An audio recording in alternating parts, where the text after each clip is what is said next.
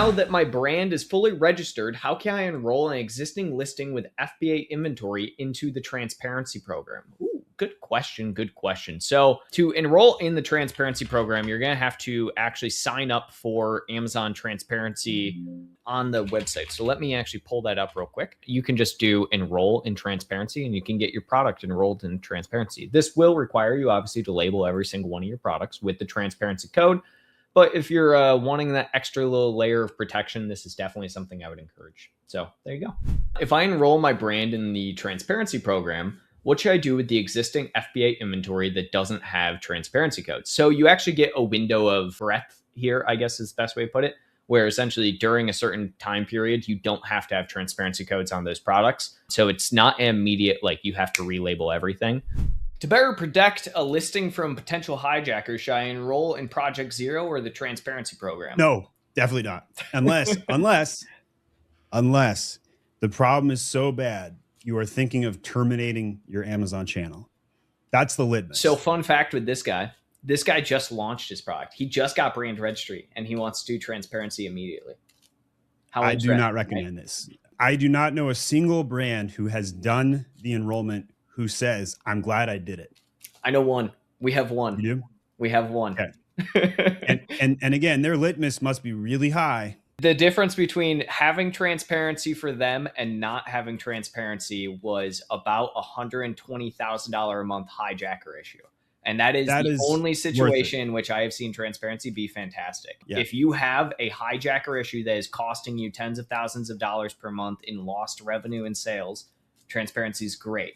Project Zero, from my knowledge, they're one, rolling Project Zero down and whatnot, and have been for a while. Two, isn't something that you necessarily just like enroll in unless you already have a hijacker issue. So realistically, Bob, brand registry protects you from like 90% of the issues I feel like you're probably thinking you're going to face. I actually had to go AI Google Amazon Project Zero because that's how unheard of it is. Yeah.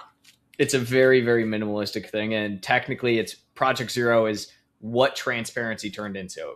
So Project Zero was initially its own program and they migrated that into transparency, but it still technically exists is the one thing. It's similar in vein to like Amazon Apex and whatnot. When I register my brand in Amazon Brand Registry, it does not show verified when I put my trademark number. Yeah, so you don't get a verified trademark immediately or a verified brand registry. Also, the question I would have for you is your trademark fully verified or is it pending? Because signing up with the USPTO and signing up for a trademark through the USPTO, you can get a pending trademark and create your brand registry with a pending trademark, but it takes like 9 to 12 months before the USPTO actually approves the trademark. So that's likely what you're running into here. So I want to know the new toys policy. How can we unblock the ASIN? There is no option to submit documents. Amazon wants us to pay and send samples to lab again. Yeah, so this guy essentially got all his products taken down.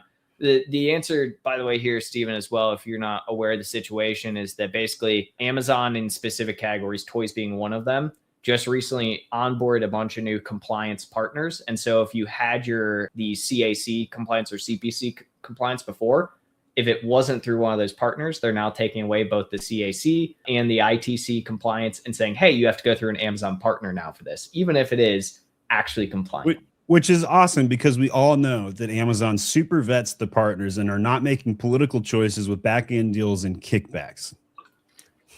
For sure. Of course.